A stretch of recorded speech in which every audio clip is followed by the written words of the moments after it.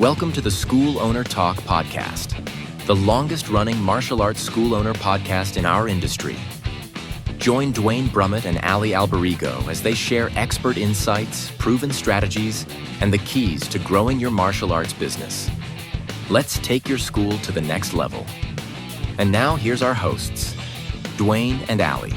Hello, and welcome back to schoolownertalk.com. I am Duane Brumitt. And I'm Allie Alberigo. And in our last episode, we really kind of drew attention to, I think, a crisis, if you will, the attention span crisis, what's happening now and, how technology plays a role and how our martial arts actually, our martial arts school actually can start adapting to some of those things. Yeah, and obviously this is part two because we did get good response. And when we were doing the first one, we're like, this needs more time. So we're digging in deeper to the practical side. We're going to talk about, and hopefully, how you can educate the parents, because really that's all you can do is to try to get the parents behind it so the kids stay longer. We'll talk about, designing a curriculum that strengthens focus, biologically, looking at stuff like, how to position focus training as a major selling point of your school, and why the benefits, obviously, of why people want to stay. Yeah, and I think, like you said, we really need to start out with, educating parents. So one of the most common things I think that we hear, from parents is that my child can't focus. And they, treat it like, and they kind of treat it like an eye color. It's something that's fixed. But focus, as we know, is not tangible. Yeah, and it's a trainable thing if they put their mind to it, right? Like, so, research has proven it that martial art enhances the working memory. It's selective attention and impulse control. It helps even children with ADD, ADHD, or kids that are born sometimes those kids Yes. too, ADD, ADHD, are kids that are born prematurely. And it's not just an exercise. What we do is neurotraining, right? What we're doing is creating mental habits for them to do, like almost in a way, I don't want to use this because it's not a good term, but like brainwashing them into thinking a specific way. Absolutely, but there is science that backs up what we do and how we do it. And so the question is, how do we help parents understand that? Yeah, and we just can't tell them, right? Even though we want to just be able to present the information. Before we got on the call, the show started, we were talking about my frustrations with sometimes, like, you could talk till you're blue in the face, and it could be so many things that are beneficial to the child. And, sometimes, we have to teach them or show them how the methods we use actually works. Exactly. And so what I wanted to do is kind of go over some tangible ways, that really school owners can educate their parents about focus. And one is they can, create a focus toolkit. So, like, let's say a one-page handout, if you will, nothing more than that. Right. But really, that focus is a muscle and that it can be grown. Martial arts actually, will help build that muscle with routine, repetition, and also structure. And I think also include, and you could chat GPT this and do some research and help yourself out, but you really could include some exercises that they're able to do at home, like a focus jar. I don't know if you ever heard of that, where kids earn marbles for the minutes that they sustain their focus. Another thing that you could do is you could do we do. A lot of us do this in the industry where we do a pad holding seminar, right? So we get to sell a pad, we get the kids and the adults together, like the parents and the kids together, they have a great time. But maybe it needs to be a little bit more than a pad holding seminar. Maybe, it's a mini workshop that, look, you could title it, pad holding seminar, or you could title it, raising kids' focus in a distracted world. Yeah. and use that pad holding seminar. So demonstrate the drills, but also listen, explain the science behind it and connect it to the classroom performance, not just your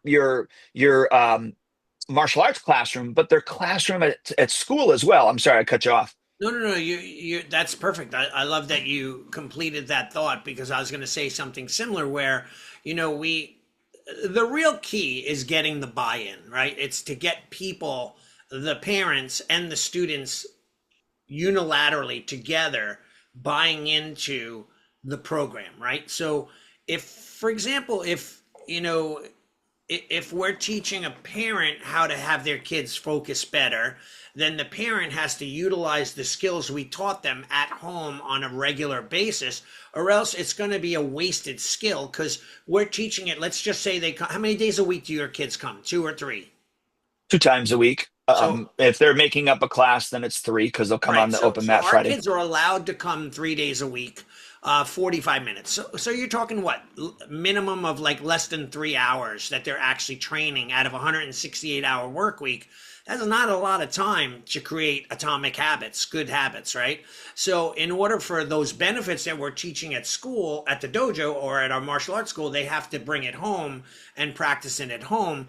But we have to get parents to buy into that mindset to be able to get them to practice with their kids above and beyond. So now this becomes a 5-day-a-week lesson. So I often come out to my lobby and I'll go, parents, this is what I taught the kids today. This is what you guys could do at home. A lot of them like smile and like, oh, that's awesome. They grab their kid, they go home and they're forgotten about what I was just talking about. They're not really going to engage. Some may do it, but not that well. So this is where we have to work at getting better. And I love the parent focus toolkit, maybe that 1-page handout that you give to them that maybe says, focus is a muscle that can grow. Martial art builds it with builds the skills with a ritual, repetition and structure. Include home exercises like focus jar, like you mentioned before. And by the way, I love that. I was going to actually make a product for my, positive and negative thoughts. Like I wanted to have 3 small jars with white marbles, black marbles, and an empty jar. And every time you had a negative thought, you took a black marble and you popped it into the empty jar. Every time you had a positive thought, you took a white marble. And after doing this for a little bit of time, you're allowed to self-correct and go, okay, well, hey, that person's a jerk. Oh, wait, I shouldn't think that way. Maybe they're having some problems in their life, and you could take a positive marble instead of a negative marble. It's continuous training of the mind, right? Like how we think of things and what we complain about, like, every day, things that bother us, and all we do is complain about it. We start to program that into our psyche, right? So yeah, I love that toolkit. And, do you teach that to your students, the focus jar and things like that? Yeah, well, we have that as a part of the 1-page toolkit, Okay. so that the parents can understand how that works if they want to utilize it. But look, the like those mini workshops, pad holding seminar. Don't just Right. do a pad holding seminar. Make it so that it connects to what you're doing and what you want your parents to know about martial arts.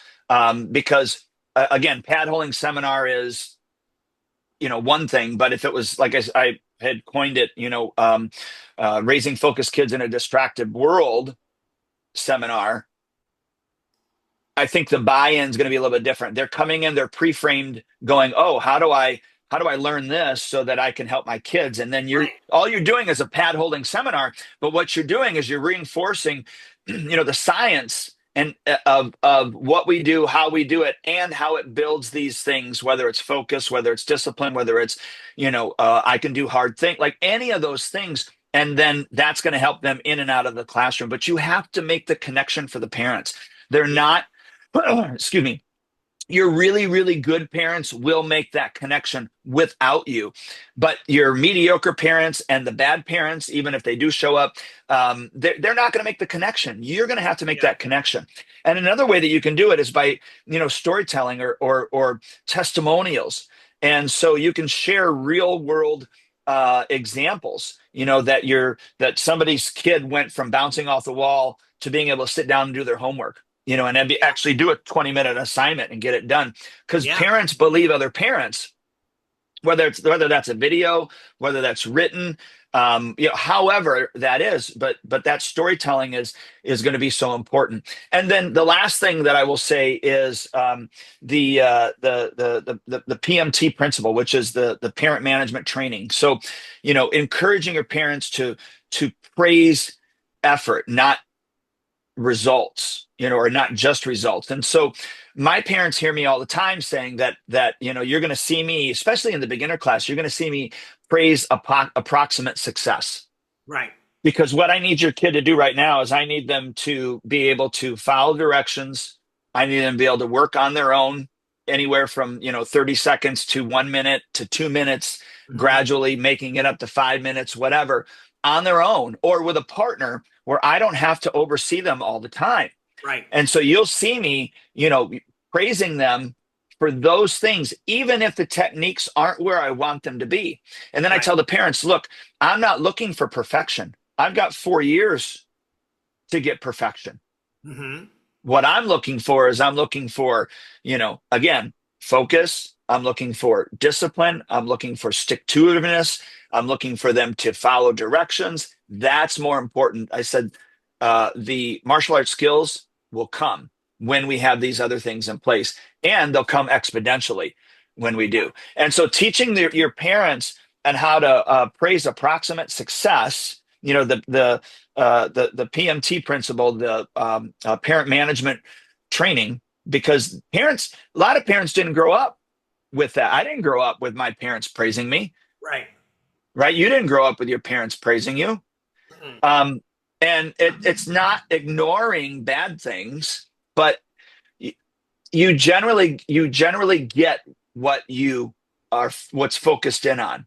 Right. And so when the kids know that they're getting praised for the small things, they start doing those small things on their own, and then those become habits. And then you find bigger things to praise them for. You no longer praise them all the time for the small things, you praise them for the bigger things. But parents are so busy, and some parents are really, really good. And what I mean by that, and I've told this to parents before, is you are so good that when your child steps out of bounds, you are right on them to correct them. Right. But because you are so good watching and waiting for that to happen, there are so many positive things that are happening that we don't see, because that's not what we're focused on. Right. And so I'll ask them to focus on the positive parts and start praising those. And the parents that actually do come back and say, wow, that was pretty powerful. Yeah, I love that. And when parents understand that the martial arts is training their kids' brain as much as it's training their body to learn self-defense and kicking and punching and all that, they start to realize, they see that your program, your school curriculum is essential. And it's not just the kicking and punching aspect, it's the entire whole of the program that's going to help change their kids' lives. Like we were just talking before, I have a kid that's like a 3rd stripe purple belt going for their brown belt soon, and they're up for renewal, and the parents are like, yeah, we decided, we had a family meeting, we decided not to continue. And I'm saying to myself, well, like, why would you stop? Like, the benefits are not just about having fun kicking and punching and wrestling and grappling, because after doing that for 4 years, it could get pretty, old and consistent, right? But, you got to find a way to remind yourself that the training that you're doing is going to help you in future endeavors, relationships, right? School, colleges, jobs, whatever it may be. That's the part that we have to really work hard on getting parents to see. And the students themselves, right? Absolutely. And that's so important. Yes, definitely. So I think too, Duane, using curriculum to reinforce focus, it's the BDNF, right? That's the acronym for it, right?